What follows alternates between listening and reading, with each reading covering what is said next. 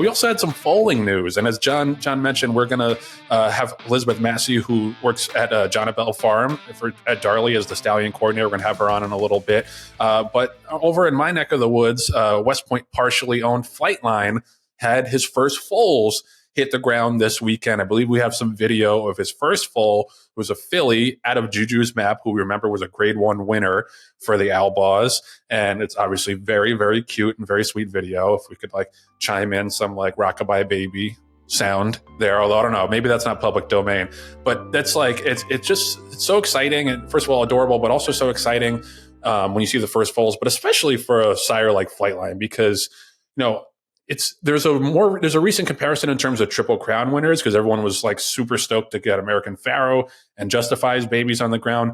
But I don't know, just in terms of like raw talent, I don't think that there's been I don't think there's any stallion that anyone has been more excited for to see the foals hit the ground than Flightline. And also just because he's just so well bred, you know, being by Tappet out of a Indian Charlie mare that was a graded stakes winner. I mean, it's going to be hard to live up to that expectation. But then again, like the mares that he's gotten have been terrific as well. So I don't know, John, what would you consider like a successful freshman season for Flightline? Because I think, so I'm trying to do the math, 2026 is when the horses will first race. You've been around this game for a long time. You've seen a lot of hyped up first season stallions. Like what would be successful for him? Yeah, that's a great question. I think Joe, there's two hurdles that his foals are going to have to overcome. First and foremost, when they become yearlings, he's going to have like a $250,000, $300,000 average. Because if you're in there on your 2-3 times stud fee, then you know at that price point, that means that people are making money, and that's a good thing going forward. It also, more importantly, means that the foals really look good and they look the part. And like you mentioned, he had a phenomenal book of mares, so they should pedigree well, they should catalog well.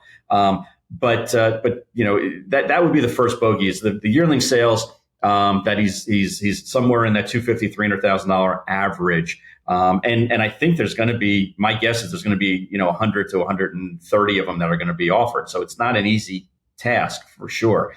And then when they're 2-year-olds, and even though Flightline was a later developing horse, the market is going to expect for his foals to do well early. So he's going to need to have, a grade 1 winner in his first crop. Doesn't have to be the Breeders' Cup Juvenile, but it needs to be one of the preps or one of the races. I almost said in New York, but we know that have all been downgraded. It's going to be one of the races in Kentucky. To be a grade 2, grade 1 kind of horse, and to have that hype, because you got to figure that as the Flightlines get older and the races get longer, they're going to perform better. So I think it's twofold. One farm that was really good at definitely handling the first part was Airdrie Farm was phenomenal about putting their best yearlings in sales, especially the early sales, and to try to get that multiple 3, 4, 5 times stud fee, and you start to get the hype of what was going on, and then it was up to the horses themselves to see if they could race. But those are the two tests, Joe, that I think that those foals have to overcome. The first foal was it a colt or a filly?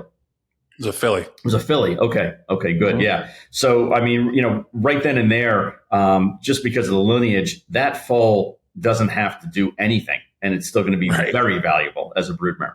Right.